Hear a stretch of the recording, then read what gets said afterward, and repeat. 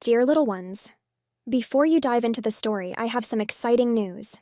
I'm launching a brand new show on Patreon. The more support I get from you, the better the videos will be. Longer, more detailed, and filled with all the content you love. Your help makes all the difference. As she found some of his childlike behavior amusing, she knew this regression had to stop. They had an appointment with Dr. Hancock today, and she was optimistic it would help them get things back on track. "Justin, time to wake up," she said, her voice light and playful as she gently shook his shoulder. Justin stirred, letting out a sleepy groan, and immediately reached for the pacifier on his nightstand. Samantha chuckled as she pulled it from his grasp. "Not today, sweetie, we have a big day ahead." "I don't want to go," Justin mumbled, pulling the covers up over his head. "I know, but we're going to see Dr. Hancock," Samantha said patiently. "He's going to help us figure all this out. Come on, let's get you dressed." It took some convincing to get Justin out of bed and dressed. He wasn't thrilled about wearing his regular jeans and shirt, and Samantha could see the pout forming on his face. "Do I have to wear these?" he whined. Samantha smiled, shaking her head slightly. "Yes, you do. You can't go see the doctor in pajamas." After a few minutes of coaxing, she managed to get him into his clothes and out the door.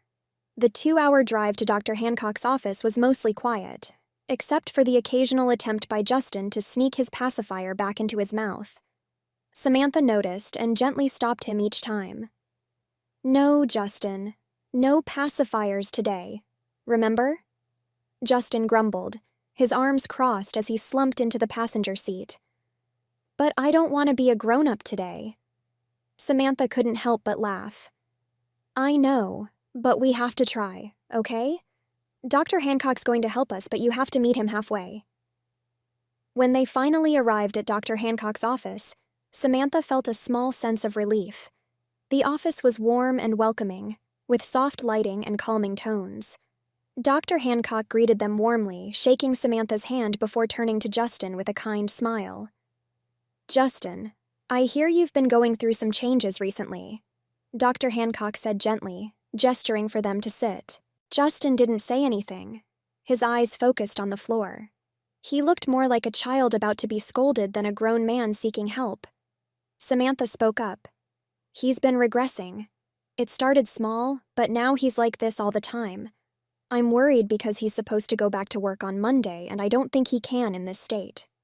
Dr. Hancock nodded, his expression calm but serious. "Regression can happen for many reasons, but it's important that you stop reinforcing the childlike behaviors immediately. No more baby talk, no pacifiers, and no playing into it. Treat him like the adult he is, even if it's difficult at first." Samantha nodded, taking it all in. "What about the diapers?" she asked. Dr. Hancock considered this for a moment. "You can keep him in diapers for now if it's necessary, but make sure they are more adult-like. You don't want to reinforce the regression with items that make him feel more like a child." Samantha sighed, feeling the weight of the situation but also relieved to have a clear plan. "Okay, I'll do that." The drive home felt lighter, though still challenging. Samantha had dressed Justin in his regular clothes but kept him in the diaper as suggested.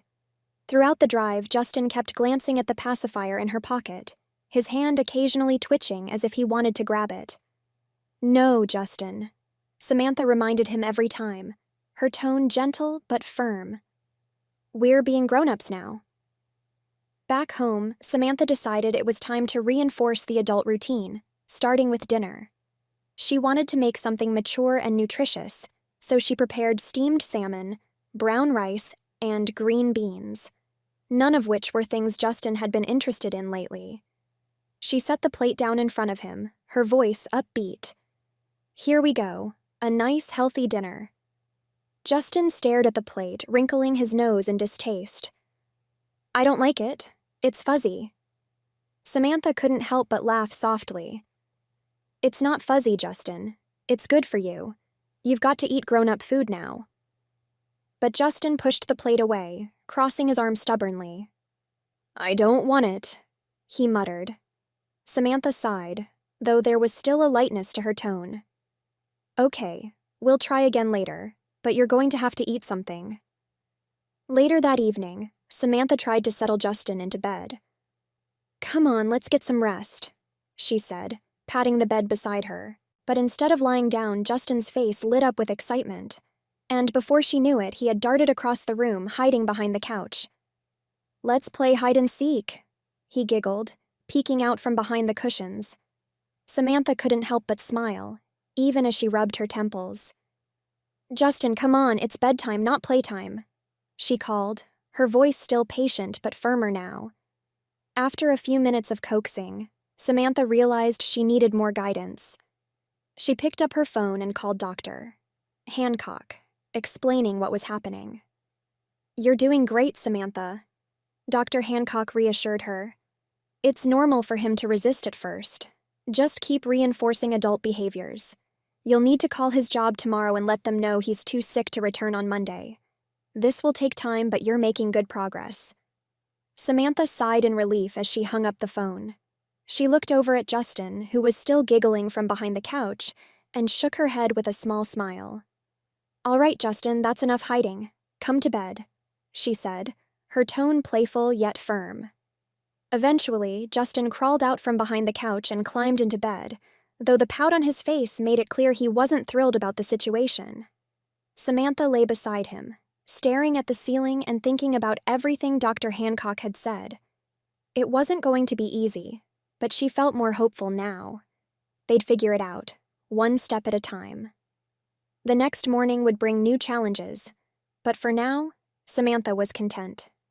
She glanced over at Justin, who had already drifted off to sleep, and smiled to herself. They had a long way to go, but they would get there, together.